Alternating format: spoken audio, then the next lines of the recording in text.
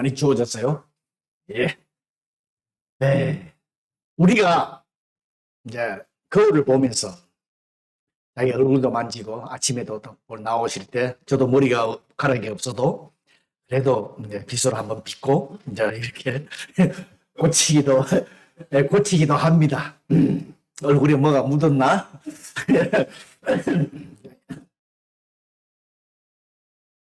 왜 저는 요새 머리카락이 난다 그래 약 바르고 그 빗으로 막 그 뭐야 마사지도 하고 그럽니다. 예, 그런다고. 그래서 거울은 우리의 얼굴뿐만 아니라 모습을 그대로 명하게 보여줍니다. 그러니까 성경 말씀도 여러분 마찬가지예요. 우리가 단순히 성경 말씀을 읽는 것이 아니라 여러분 성경 말씀 읽는 것이 아니라 아주 성경이 우리를 읽는다고. 우리를 읽어야 돼. 읽힘을 받아야 돼. 그것을 우리가 깨달을 줄 알아야 돼. 우리가 성경을 읽는 것이 아니라. 그러나 우리 인간은 본능적으로 자신을 갖다가 좀 실체보다 더 좋게 그리고 더 높게 평가하는 경향이 있다고 그래요. 인간들은. 자기 자신이. 왜 이래 못하나 이런 것보다도 더 자기 자신을 이렇게 좋게 평가한다고 그래요. 진정한 믿음은 겸손 안에서 그리고 겸손을 통해서 입증됩니다. 하나님은 겸손하고 단순한 믿음으로 그분에게 나아오는 사람들을 인정하시지요. 여러분들은 거울에 비치는 자신의 모습, 자신한테 격려가 됩니까? 어떻습니까? 보면. 아니면 낙심이 됩니까? 아침에 거울 볼 때. 어떻습니까? 오늘의 본문은 예수님께서 예루살렘으로 올라가시는 그 여정길에서 지속되어지는 관계들 안에서 나오는 관계하신 그 사람들이 나옵니다. 크게 세 분류로 나눌 수 있는데 첫 번째가 바리새인들입니다. 오늘 읽어준 바리새인. 자기들의 오늘도 보면 자기들이 어렵다 하는 바리새인들은 예수님께서 죄인들과 소외당한 사람들에 대한 사역하시는 것 같다 트집을 잡았어요. 그리고 조롱하였습니다. 그리고 그때마다 예수님께서는 어떤 때는 그들을 책망하기도 하고 또 어떤 때는 영적 진리를 가르침으로써 그들에게 단호하게 대응하셨습니다. 하나님 나라가 이런 것이다 하는 것을 단호하게 대응하셨어요. 그리고 예수님을 따르는 두 번째 분류는 이제 제자들입니다.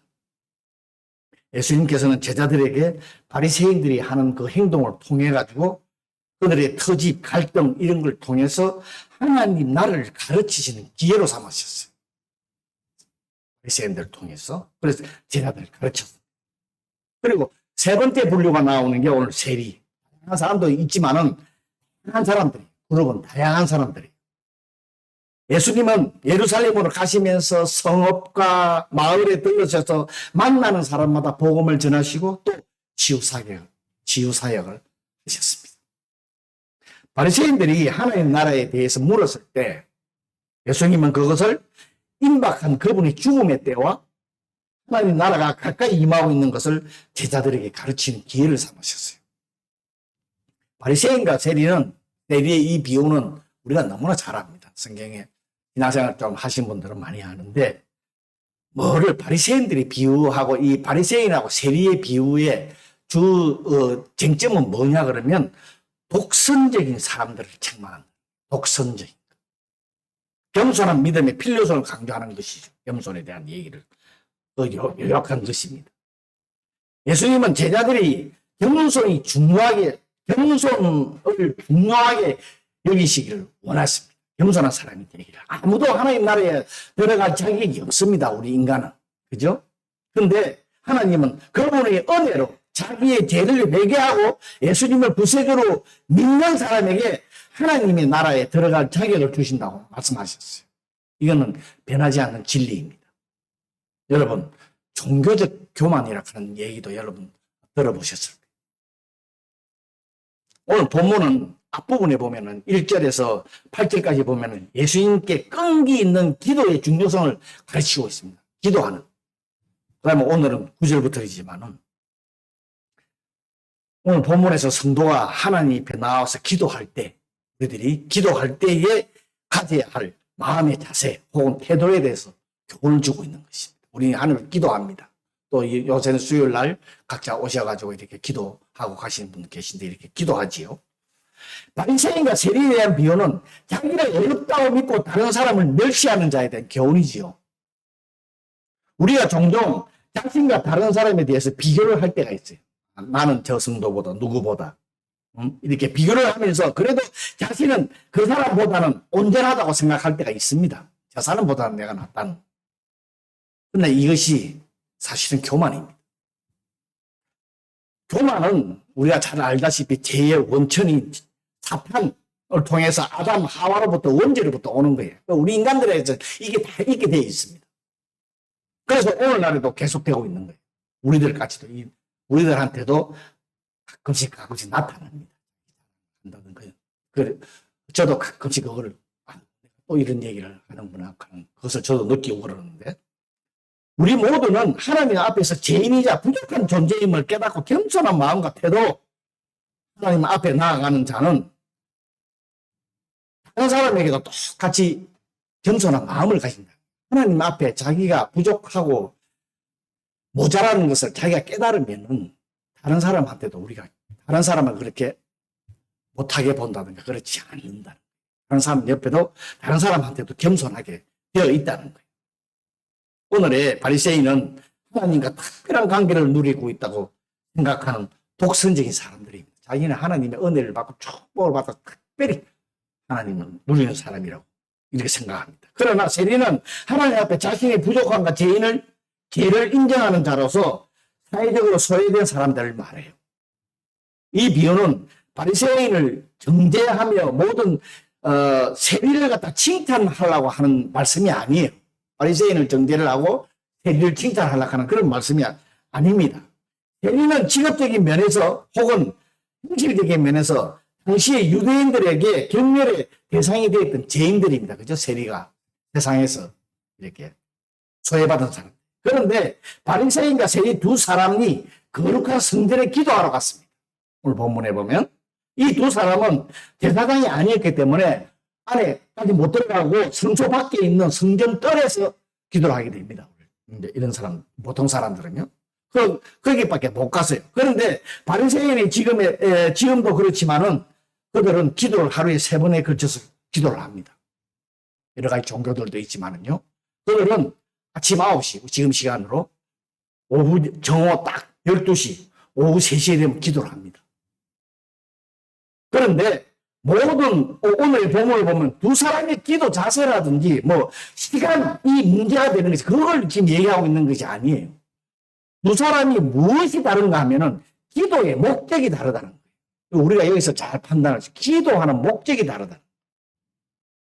바리새인의 기도는 하나님을 감동시키려고 해요. 쉽게 말해 지금 말하면 유창하게 기도하고 자기는 들어간 것처럼 세리의 기도는 하나님의 자비를 구하고 있습니다. 하나님께 기도한다는 그 자체가 하나님께 대한 믿음과 소망을 두고 있다는 증거지요. 그런데 여러분, 주님께서 의인을 불러러 온 것이 아니라 죄인을 불러 해결시키러 오셨다고. 의인은 한 사람도 없다 그랬죠. 지금 우리의 처지가 어떤 처지에 있든지 하나님의 자비와 사랑을 믿고 그분의 은혜를 구하는 기도를 해야 됩니다. 인간이 하나님께 대해 범하는 가장 큰 죄가 무엇인가 그러면 오늘 나오지만 간음, 살인 이거보다도요. 어떤 죄를 지어서 그것을 회개하고 자비를 구하면 용서해 주시는 하나님의 사랑을 불신하는 거예요. 이게 제일 크다는 거예요. 죄 중에 죄라는 거예요. 자기가 죄를 지었으면 그것을 오늘 예수님이 십자가에 보일래 오늘 기도 드려주면 이름으로 기도를 하면은 깨끗하게 용서함을 받는다 하는 이것을 온전히 믿지 못하는 겁니다. 이게 큰 죄라는 것입니다. 오늘의 바리새인 기도를 보면 고만과 교만하고 우울의식, 독선이 가득한 기도이죠. 성도는 온전한 마음, 깨끗한 신앙 양심으로 있는 그대로 진실하게 그대 현재 상황 있는 그대로 또 있었던 그대로, 자기가 했던 그대로, 지었던 죄 그대로 주님 앞에 기도하는 거예요. 하나님 원하시는 게 이겁니다. 우리도 기도를 유창하게, 멋있게, 남에게 보이려고 하는 기도를 해서는 절대 안 됩니다. 이것은 바리새인들과 같이 하나님을 기만하는 것이에요.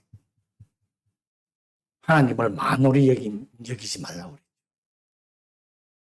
자신이 죄인임을 겸손히 인정하고 또 자신이 아무런 능력이 없음을 고백하고 주님의 도우심과 능력을 구하는 기도를 해요. 인간이 육체적인 질병에 걸리면 환자 자신이 그 병에 걸린 사실을 본인이 인정을 해야 의사 치료가 효과적으로 일어난다고. 자기의 그 병에 대해서. 성도의 영적인 질병인 죄악도 우리가 먼저 범죄한 사실을 인정하고 그 죄를 낱낱이 하나님께 고백해야 깨끗하게 정결한 받는. 오늘 보면 세리가 13절에 가슴을 치며 이르되 하나님이여 불쌍히 여겨주셔서 나는 죄인이로다 하는 말씀이 있어요. 여기서 불쌍히 여겨달라고, 기도할 때 불쌍히 여겨달라 그러죠. 이 말이 무슨 말인가 그러면 회개하는 사람을 불쌍히 보시고 용서해 주시는 하나님의 사랑의 하나님을 믿는 고백의 말씀입니다. 그러므로 우리가 어떤 죄를 지었더라도 하나님께 회개하면은 하나님께서 회개하는 자를 불쌍히 여겨서 그 죄를 사해 주신다 하는 그 말이에요. 여러분, 바리새인들의 기도를 보면은 인간이 만든 종교적인 것을 알 수 있습니다. 자기들이 만들어 기도하는 내용도 보면 그래요. 그들은 하나님의 말씀을 떠나서 자기들의 유익한 쪽으로 규례를 만들고 그 규례를 지키면 어려운 자가 된다고 이렇게 생각하는 사람들입니다. 하나님의 자비가 필요가 없는 거예요. 오직 사람의 행위에 그 사람의 수준에 초점을 맞추고 있습니다. 오늘 이 시대에도 이런 성도들이 있습니다. 특히 신앙생활을 오래 한 성도들에게 나타나는 현상입니다. 정말 조심들 하셔야 돼요. 오늘 본문 15절부터 17절에 보면은 우리가 잘 알고 있는 말씀입니다. 예수님과 어린아이, 겸손, 교만과 겸손에 대한 그런 말씀이죠. 지난주 토요일에 기타시고 신고 세미나에 참석을 했습니다. 그때 강사 목사님으로 오신 분이 일본 교회에 대한 어린이와 청년들에 관한 강의를 했어요. 이번에 메시지가 그거였습니다. 주 제목이. 지금 일본이고 전 세계고 고령화 시대가 지금 되어가고 있는데 어떻게 하면 교회에 어린아이들이 오고 청년들이 교회에 관심을 가지고 교회에 올 수 있는가, 참석하고 할 수 있는가 하는 거기에 대해서 강의를 했어요. 그 중에서 제일 제가 은혜 받은 거 한 가지를 소개를 하면은 예수님께서 어린아이들에게 내게 오는 것을 용납하고 금하지 말라. 하나님의 나라가 이런 자의 것이니라 하는 오늘 본문의 말씀이 있습니다. 그래서 여기에 그 말씀 중에 금하지 말라 하는 부분. 이 금하지 말라는 말을 일본어에 보면 어떻게 번역되어 있나 하면 사마다게데와 나라나이 사마타게 즉 어린아이가 내게로 오는 것을 방해하지 말라는 거예요.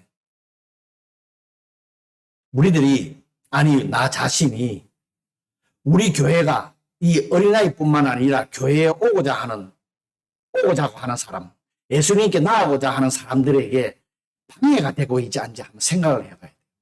내 세상에 살아가면서 우리 교회를 내가 세상에 보는데 우리들이 세상에 살아가면서 자기가 각자 처한 상황에서 정말 하나님의 자녀로서 올바로 살아가고 있는 거예요. 교회는 오면 크리스찬이지만 과연 내 삶 속에서 하나님의 자녀처럼 올바로 행동하고 있는 거예요. 그래서 내 주위의 친구나 가족이나 친지들이 이 사람들이 나를 보고 교회를 오려고 하는데 내가 그 사람들에게 혹시 방해가 되고 있지 않는가 한번 생각해 볼 필요가 있습니다. 사마타게에 대하여 여러 가지로 예화를 들었습니다. 그 강사님이 교회 내 시스템이나 또 규칙이나 어른들의 고정관념 그리고 자기 교회만 오는 것으로서 자기 교회만 등의 여러 가지 그들에게 어린아이와 청년들에게 방해가 되고 있지 않는가 하는 이런 얘기를 했어요. 일본 교회 보면 규칙이 너무 정해져 있어가지고, 정말 규칙대로 안 하면 안 되는 것처럼 이렇게 되어 있어요. 그래서 어린아이들이 이나 청년들이 예배에 참석하기가 참 쉽지가 않다고 그래요. 전부 다 구체적으로 말씀드리지는 없지만 그 중에 하나가 우리의 고정관념입니다. 아이들의 청년들에게 교회는 이래야 한다 하는 게 독선적인 거라. 그래서 어린아이 청년들이 교회를 멀리한다는 것이죠. 또 한 가지는 어린아이들을 무시한다는 거예요. 꾸짖는다는 거예요. 가정에서 부모가 어린아이들에게 모범이 되지 않는다. 정말 우리 교회가 교회로 오고자 하는 자들에게 방해를 하고 있지 않는지 한번 생각을 합니다. 저는 참 저 자신을 한번 둘러보고 그랬어요. 그리고 안 된다 하지 말고 주님께 기도하는 자세가 더 중요하다는 거예요. 또 이런 말을 했어요. 청년들이 10명이 모이면 아무것도 필요 없대. 단지 10명만 모이면 단호시래. 즐겁대. 사실 청년들 그래요. 그런데 일본 교회 각 교회 청년 몇 명이냐면 한 명씩 있는 교회들이 많어. 어떻게 하느냐. 그러면 안 된다고 생각하고 있지 말고 10교회가 모이면 10명이 되지 않느냐. 서로 간의 교류를 통해서 이게 뭔가를 이루어 가려고 해야 된다. 예수님께서 제자들에게 하나님의 나라가 이런 자의 것이니라 누구든지 하나님의 나라를 어린아이와 같이 받아들이지 않는 자는 결단코 거기에 들어가지 못한다. 우리 너무나 잘 아는 말씀이에요. 어린아이와 같은 믿음이 되고 겸손해야 되고. 물론 여기에서는 어린아이를 겸손한 자예요. 강조를 하고 있습니다. 자기 죄를 불쌍히 여겨달라고. 어린아이들은 아직 어른들의 자존심이나 교만으로 차 있지 않아요. 우리 어른이 되면 자존심이 생기고 교만한 점이 생기게 되어 있어요. 그런데 어린아이는 그게 없어요. 기대는 넘지도 않고 그렇지만 잘 받아들입니다. 그래서 이런 사람들이 하나님 나라의 참된 속성을 가지고 있다는 거예요. 어린아이들이. 지금 그걸 설명하고 있습니다. 그런데 여기서 예수님께서 말씀하신 것에 대해서 어린아이의 특성을 우리가 생각해 볼 필요가 있습니다. 어린아이가 제일 안전하다고 생각하는 것이 어디냐? 제일 좋아하는 것이 부모의 가슴 품입니다. 아까 애들하고도 이 공부를 하면서 엄마의 가슴이 여기 어린아이가 얼굴을 대면은 그냥 세상 모르게 잠을 자죠. 여러분 애 키워보신 분들은 알지만 엄마의 가슴 뛰는 소리가 들리면 아이들은 잠을 자죠. 즉 아이들에게 엄마의 가슴은 가장 신뢰할 수 있는 곳이에요. 그래서 자신을 신뢰하고 이 자는 아이를 보고 부모는 또 아이를 위해서 모든 것을 자기가 헌신하려고 이 아이가 헌신하기를 생각을 합니다. 그죠? 희생하려고 그래요. 여러분 우리도 하나님을 어린아이와 같이 온전히 신뢰해야 된다는 거예요. 온전히 신뢰하는 마음으로 예배드리고 찬양하고 기도하고 헌신하면은 하나님께서는 당연히 최고로 선하고 최선의 것으로 우리들에게 자비와 은혜를 베풀어 주시는 분이라는 거예요. 어떤 사람이 이런 말을 했습니다. 하나님은 세상을 단순하게 창조하셨대. 왜 사람들이 세상을 복잡하게 만들었대. 하나님은 단순하게 만드는데 우리 이 인간들이 세상을 복잡하게 만들었다. 대체 하나님께서 하나님과 사람의 관계는 단순했습니다. 하나님은 인간을 사랑하고 인간은 하나님을 의심 없이 사랑했습니다. 그러나 사람이 스스로 하나님의 사랑을 의심하고 불신하고 하나님과의 교제를 복잡하게 만든 거예요. 그죠? 여러분 우리도 어린아이와 같이 단순하기를 바랍니다. 의심 없이 하나님 말씀 믿고 하나님을 의지하시기 바랍니다. 그리고 기도하시기 바랍니다. 그리고 이런 마음으로 이런 믿음을 하나님께서 기뻐하시고 받으시는 것입니다.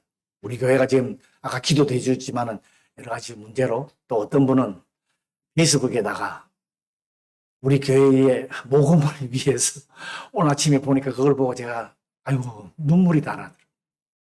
페이스북에다가 미국 돈으로 5만 불 모금한다고 도네이션 하기를 바란다고 올렸더라고요.